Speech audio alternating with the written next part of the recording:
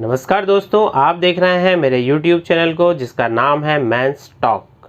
दोस्तों, हम बात करते हैं इसमें मेंस से रिलेटेड, उनकी सेक्सुअल डिसीज़ से रिलेटेड, उनकी सेक्सुअल हेल्थ से रिलेटेड एक ऑथेंटिक, एक इन्फॉर्मेटिव जानकारी मैं आपके लिए लेकर आता हूं। और मैं हूं आपका दोस्त डॉक्टर सुनील पाटीदार। दोस्तों, मैं एक होम्योपैथिक सेक्सोलॉजिस्ट हूं और भोपाल मध्य प्रदेश के अंदर मैं प्रैक्टिस करता हूं। दोस्तों, आज जो हमने एक टॉपिक सिलेक्ट किया है उसका नाम है इरेक्टाइल डिस्फंक्शन, जिसको कि सामान्य भाषा में नपुंसकता भी कहा जाता है। दोस्तों, सेक्सुअल वीकनेस के अंदर जो एक सबसे मेन जो एक बीमारी होती है जिसका नाम इरेक्टाइल डिस्फंक्शन है, ये क्या होता है, क्यों हो जाता है, किन कारणों की वजह से होता है, और इसकी मैं होम्योपैथिक दवाइयाँ आपको बताने वाला हूँ जो कि इरेक्टाइल डिस्फंक्शन को हमेशा के लिए ठीक कर देगी। तो बने रहिए मेरे साथ और वीडियो को अंत तक ज़रूर देखिए। ये बहुत ही इन्फॉर्मेटिव होने वाला है ये वीडियो। चलिए वीडियो को शुरू करते हैं और जानते हैं इरेक्टाइल डिस्फंक्शन क्या होता है। दोस्तों, इरेक्टाइल डिस्फंक्शन को समझने से पहले अपन समझते हैं कि इरेक्शन कैसे आता है। दोस्तों, जैसे कि कोई व्यक्ति जब सेक्सुअल इंटरकोर्स के लिए सेक्सुअली एक्साइटेड होता है तब उसके पेनिस में ब्लड का फ्लो इंक्रीज हो जाता है, जिसकी वजह से पेनिस में हार्डनेस आ जाती है। उसी को इरेक्शन कहा जाता है। दोस्तों, ये इरेक्शन मॉर्निंग के टाइम पे, मॉर्निंग में जब व्यक्ति सो के उठता है तब भी महसूस होते हैं, या रात में सोते हुए भी वो इरेक्शन को महसूस कर सकता है। बट इरेक्टाइल डिस्फंक्शन यानी कि एक सेक्सुअल इंटरकोर्स के लिए एक डिज़ायर्ड इरेक्शन, जितना इरेक्शन चाहिए, या तो वो नहीं आ रहा है, या इनेबिलिटी टू मेंटेन इरेक्शन, मतलब इरेक्शन को मेंटेन ना कर पाना, इनको इरेक्टाइल डिस्फंक्शन कहा जाता है। दोस्तों, क्या प्रमुख कारण होते हैं इसके, उनको समझते हैं। दोस्तों, इनको समझने के लिए आप ये कुछ स्टेज में आपको इसकी बताता हूँ कि किस किस प्रकार से अपन इरेक्टाइल डिस्फंक्शन को बता सकते हैं।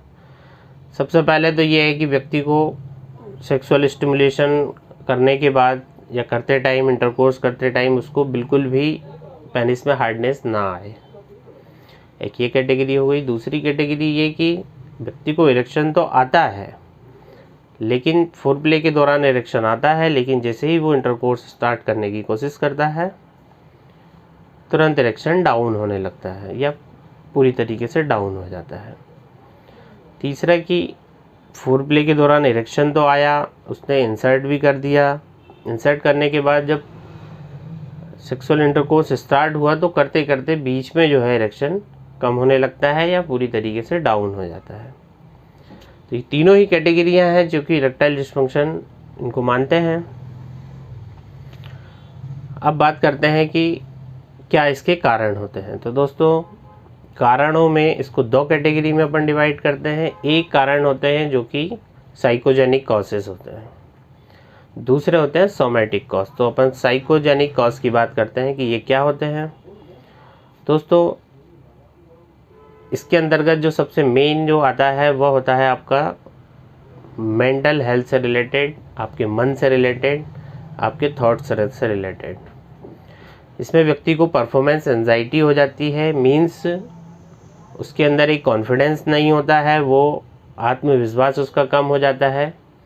उसके कई कारण हो सकते हैं।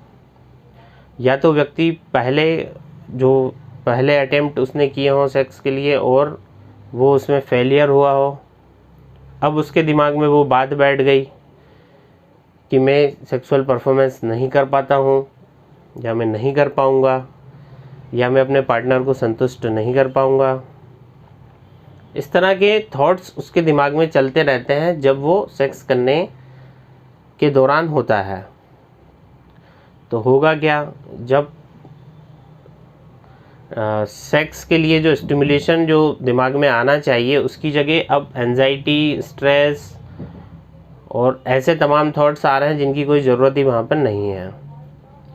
तो ऐसी कंडीशन में इरेक्शन संभव ही नहीं है कि इरेक्शन आए, क्योंकि सेक्स के लिए मेंटली रिलैक्सेशन होना बहुत ज़रूरी है। और यदि आपको इस तरह का स्ट्रेस है, एंजाइटी है, आप कॉन्फिडेंस लॉस कर रहे हैं, आप कुछ और सोच रहे हैं ड्यूरिंग सेक्स, तो आपको इरेक्शन नहीं आएगा दोस्तों। तो ये एक साइकोजेनिक कॉज है, इसको परफॉर्मेंस एंजाइटी भी बोला जाता है। या आपकी कोई क्रॉनिक हिस्ट्री रही है, आप लंबे समय से तनाव से गुजर रहे हैं, आप डिप्रेशन में हैं, आपको कोई और साइकोलॉजिकल डिसऑर्डर है, ये सब भी इस कैटेगरी में दोस्तों आते हैं। दूसरा जो कारण है वो है सोमेटिक कॉज, यानी कि फिजिकल कॉज। दोस्तों इरेक्टाइल डिस्फंक्शन के जो सोमेटिक कॉज हैं उसमें आपको सबसे पहले तो यदि कोई बीमारी यदि लंबे समय तक चली आ रही है, लॉन्ग टर्म डायबिटीज़ है, हाइपरटेंशन है, हाई बीपी रहता है, थायराइड की कोई बीमारी हो गई है, या आपको हार्मोन से रिलेटेड यानी टेस्टोस्टेरोन की कमी हो गई है, या आपका प्रोलैक्टिन हार्मोन बढ़ा हुआ आ रहा है, इस तरह की जब बीमारियां होती हैं उसके चलते आपको इरेक्टाइल डिस्फंक्शन का सामना करना पड़ता है, तो उसको सोमेटिक कॉज बोलते हैं। इसके अंतर्गत दोस्तों और भी चीज़ें आ जाएंगी, जैसे कि आपका किसी प्रकार की आपकी चोट लगी हुई हो जो कि स्पाइन से रिलेटेड हो, या आपका सेक्सुअल ऑर्गन में पर्टिकुलर यदि चोट की हिस्ट्री है, उसकी वजह से आप इरेक्टाइल डिस्फंक्शन के शिकार हो सकते हैं। दूसरा, आपने किसी प्रकार की ज़्यादा एलोपैथिक दवाइयाँ जो कि साइकोलॉजिकल फैक्टर्स के लिए दी जाती है, साइकोसोमेटिक डिसीज़ के लिए दी जाती है, उनके लॉन्ग टर्म यूज़ करने से भी आपको नपुंसकता का सामना करना पड़ सकता है। कुछ बीपी की दवाइयाँ हैं उनकी वजह से भी ये होता है। दूसरा दोस्तों, जैसे कि ब्लड फ्लो के लिए आपको चाहिए वेस्कुलर, आपकी जो ब्लड वेसल्स हैं वो हेल्दी होना चाहिए। कई कंडीशंस होती हैं जैसे कि हाई कोलेस्ट्रॉल, जिसमें कि वेंस के अंदर, आर्टरीज़ के अंदर आपका कोलेस्ट्रॉल जमा होने लगता है, जिसकी वजह से उसमें नैरोइंग हो जाती है, तो ब्लड का फ्लो प्रॉपर नहीं हो पाता है। इसको दोस्तों एथेरोस्क्लेरोसिस बोलते हैं इस कंडीशन को। वो हो सकता है, या किसी प्रकार का वेस्कुलर उसमें ब्लॉकेज आ सकता है जिसकी वजह से ब्लड फ्लो प्रॉपर नहीं आ पा रहा है। दूसरा दोस्तों नर्व्स का भी काफ़ी इम्पोर्टेंट रोल होता है, क्योंकि ब्रेन से जो सिग्नल्स जाते हैं पेनिस में, उसमें किसी प्रकार से यदि नर्व्स का जो फंक्शनिंग है वो डिस्टर्ब हो गई है तो भी जो है आपको प्रॉपर सिग्नल्स नहीं जाएंगे और इरेक्शन नहीं आ पाएगा। लाइफस्टाइल रिलेटेड भी कुछ इश्यूज हो सकते हैं, जैसे कि अल्कोहल का यूज़ हो गया, आपका स्मोकिंग हो गया, टबैको का यूज़ हो गया। इस तरह की जो हैबिट्स है, या ओबेसिटी है ना, पेट के चारों ओर जो है चर्बी का ज़्यादा जमा हो जाना, मोटापा, जो भी इसके लिए जिम्मेदार है। तो दोस्तों ये कुछ ऐसे लाइफस्टाइल रिलेटेड भी कुछ समस्याएं हैं जिसकी वजह से इरेक्टाइल डिस्फंक्शन का सामना आपको करना पड़ सकता है। तो दोस्तों ये हुए कुछ प्रमुख कारण इसके। आपने समझा कि इरेक्टाइल डिस्फंक्शन क्या होता है, आपने समझा कि इसके क्या पीछे कारण होते हैं। दोस्तों अब ट्रीटमेंट की जब अपन बात करेंगे तो उसमें इन कारणों को सॉर्ट आउट करना बहुत ही ज़रूरी है, क्योंकि बिना कारण हटाए तो इरेक्टाइल डिस्फंक्शन का ट्रीटमेंट होगा नहीं। तो साथ साथ जो आप सेक्सोलॉजिस्ट से मिलते हैं तो वो आपकी पूरी कैस्टिंग करता है, उसमें आपके कॉज पे ध्यान देता है, किस कारण से आपको है, और उसके अकॉर्डिंग ट्रीटमेंट करता है, तो डेफिनेटली आपका ईडी ठीक हो जाता है। दोस्तों हम कुछ इन्वेस्टिगेशंस भी कराते हैं इसमें, जैसे कि आपका कॉज निकालने के लिए हम कुछ इन्वेस्टिगेशंस कराते हैं। उसमें आपके कुछ ब्लड टेस्ट होते हैं, जैसे कि आपके हार्मोनल टेस्ट हो सकते हैं, उसमें आपका कोलेस्ट्रॉल लेवल चेक हो सकता है, आपका किडनी फंक्शन और कुछ हार्ट रिलेटेड डिसीज़ हो उसका भी इन्वेस्टिगेशन ज़रूरी है। इसके बाद आपका टेस्टिस और पेनाइल डॉपलर टेस्ट होता है, पेनिस के ब्लड फ्लो को देखने के लिए, वो भी ज़रूरत होती है तो हम उस केस में कराते हैं। तो इस तरह कुछ इन्वेस्टिगेशंस होते हैं दोस्तों, और बीपी शुगर इस तरह का पूरा एक जांचना होता है पहले किस तरह का कॉज है, उसके अकॉर्डिंग ट्रीटमेंट दिया जाना चाहिए, जो कि सबसे ज़्यादा इफ़ेक्टिव रहता है। दोस्तों मैं अपनी क्लिनिक प्रैक्टिस में क्या देता हूं और क्या सबसे महत्वपूर्ण दवाइयां हैं होम्योपैथी की जो इस समस्या से निजात दिला सकती हैं, उसकी अपन बात कर लेते हैं। तो दोस्तों जो सबसे पहली और टॉप ग्रेड और मेरी फेवरेट जो दवाई है वह है लाइकोपोडियम 1M। इसको दोस्तों किसी भी इरेक्टाइल डिस्फंक्शन के केस में दिया जा सकता है। इसकी जो पावर है उसको 1 m पोटेंसी में लेना होता है, लाइकोपोडियम 1 m। मैं पिक्चर लगा दूंगा। इसको दोस्तों सप्ताह में एक बार 2 ड्रॉप डायरेक्ट ऑन टंग पे लेना रहता है। दोस्तों ऐसे लोग, ऐसे पेशेंट, ऐसे मरीज जिनको कि वो अपना कॉन्फिडेंस खो चुके हैं या उनका आत्मविश्वास खो चुका है, उनको लगता है कि मैं सेक्स कर पाऊँगा कि नहीं कर पाऊँगा, पार्टनर को सेटिस्फाइड कर पाऊँगा नहीं कर पाऊँगा, कहीं मैं नपुंसक तो नहीं हो गया हूँ, कहीं मैं मुझे इरेक्शन आएगा या नहीं आएगा, कोई भयंकर गुप्त रोग हो गया है कहीं मुझे, इस तरह के यदि थॉट्स हैं उसका और कॉन्फिडेंस एकदम लॉस हो चुका है और साथ साथ उसके चलते अब डिज़ायर भी पूरी तरीके से डाउन हो गई है, उनको सेक्स की इच्छा ही नहीं होती है और लिंग में तो बिल्कुल भी तनाव नहीं आता है। यदि ऐसी कंडीशंस में कोई मरीज है तो उसको लाइकोपोडियम 1 m सप्ताह में एक बार लिया जाना चाहिए और इसको आप 4 से 6 सप्ताह तक इसको लगातार सप्ताह में एक बार लेंगे तो आपकी डेफिनेटली समस्या सॉर्ट आउट हो जाएगी। दोस्तों होम्योपैथिक में कई सारी दवाइयाँ हैं जो कि अलग अलग सिम्टम्स के अकॉर्डिंग हम देते हैं। उसमें ज़रूरी नहीं कि एक ही दवाई दी जाए, उसमें कई बार एक से अधिक दवाइयाँ देने की भी ज़रूरत पड़ती है। तो दोस्तों जो अगली दवाई है उसमें है एग्नस कास्टस 200। दोस्तों ये भी एक बहुत ही one of the top remedy है इरेक्टाइल डिस्फंक्शन, प्रीमेच्योर इजैकुलेशन के लिए। दोस्तों ऐसे मरीज जिनने की सेक्सुअल ऑर्गन का एक्सेसिव यूज़ किया है, चाहे वो मास्टरबेशन के थ्रू हो, चाहे वो इंटरकोर्स के थ्रू हो, ऐसे लोगों को एक स्टेज के बाद जो कि पहले अच्छा परफॉर्म करते थे और कर सकते थे लेकिन अब वो इनकेपेबल हो गए हैं, जेनाइटल्स एकदम कोल्ड हो गए हैं, रिलैक्स्ड हो गए हैं, एकदम ठंडे हो गए हैं। और ऐसे लोग जो कि हार्मोनल जिनका डिसबैलेंस हो गया हो किसी और बीमारी के चलते, तो ऐसी कंडीशन में एग्नस कास्टस 200 2 बूंद सुबह 2 बूंद रात को डायरेक्ट ऑन टंग पे लेना है। दोस्तों ये जर्मन कंपनी का मैं प्रेफर करता हूँ क्योंकि बिल्कुल रिलायबल है और ऑथेंटिक है। तो दोस्तों आपको ये 2 बूंद सुबह 2 बूंद रात को लेना है।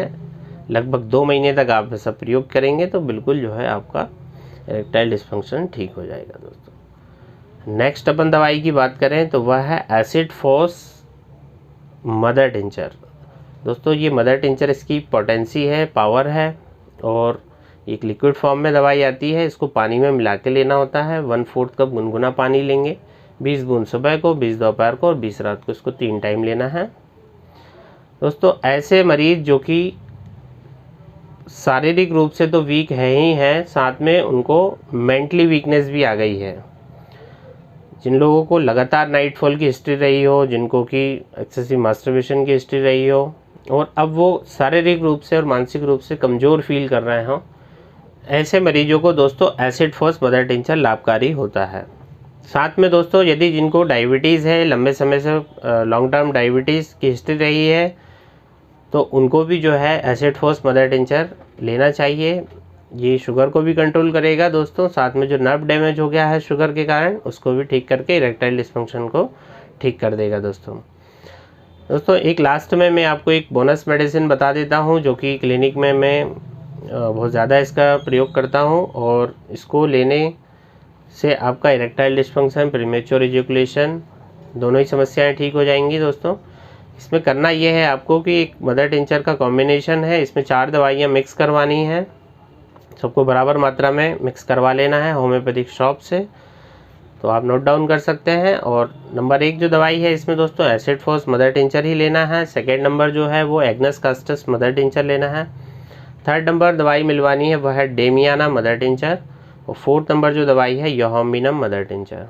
दोस्तों ये sexual desire, stamina, erectile dysfunction और प्रीमेच्योर इजैकुलेशन सबके लिए बहुत अच्छी दवाई है। दोस्तों इसको 1/4 कप पानी, गुनगुने पानी में 20 बूंद सुबह को, 20 दोपहर को, 20 रात को लगातार 2 से 3 महीने प्रयोग करना रहता है। तो ये आप ले सकते हैं। और ये रही कुछ प्रमुख दवाइयाँ जो कि इरेक्टाइल डिस्फंक्शन के लिए काफ़ी उपयोगी है। और आप इस तरह की कोई समस्या है आपको, आप नियर में आपके होम्योपैथिक सेक्सोलॉजिस्ट से मिल सकते हैं या आप मुझसे कंसल्ट करना चाहते हैं तो मेरा पता 11 number market, Arera colony, Bhopal, Madhya Pradesh में है। दोस्तों वीडियो की और वेबसाइट की लिंक मैं आपको डिस्क्रिप्शन में दे दूंगा। और आशा करता हूँ आपको ये जानकारी इरेक्टाइल डिस्फंक्शन की अच्छी लगी होगी, पसंद आई होगी। दोस्तों इस तरह के किसी भी केस में घबराना नहीं चाहिए, अपने कॉन्फिडेंस को लॉस नहीं करना है। 2-4 बार फेलियर हो भी जाता है तो वो एक नॉर्मल उसमें मानते हैं, मतलब हर किसी को हो सकता है, कभी ना कभी हर किसी ने सामना करता है इरेक्टाइल डिस्फंक्शन का। बट दोस्तों जब ये समस्या लगातार होती है, बार बार होती है, तब आपको घबराना नहीं है, निकट के सेक्सोलॉजिस्ट से संपर्क करना है, बिल्कुल आपकी ये समस्या ठीक हो जाएगी। दोस्तों आप मेरे चैनल को सब्सक्राइब कर लीजिए, और जिसका नाम है मेंस टॉक, और हम पुरुष से रिलेटेड, उनकी सेक्सुअल हेल्थ से related knowledgeable, authentic, informative video लाते रहते हैं। वीडियो को लाइक कर दीजिए और अब मुझे आज्ञा दीजिए। मैं डॉक्टर सुनील पाटीदार